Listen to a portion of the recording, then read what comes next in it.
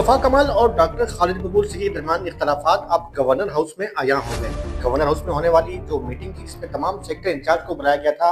उसके क्या मकासद थे, क्यों बुलाई गई, यह है मेरा आज का व्लॉग। इसके साथ साथ एक मुतनाज़ा जो ऑर्डिनेंस सहाफ़ी बिरादरी की वजह से बनाया गया सोशल मीडिया पर कंडीशन लगाने के लिए, उस पर बातचीत करूँगा। उसके साथ साथ आज मेरे साथ दोबारा मौजूद होंगे एमकेएम बुजुर्ग कमेटी के फारूक भाई।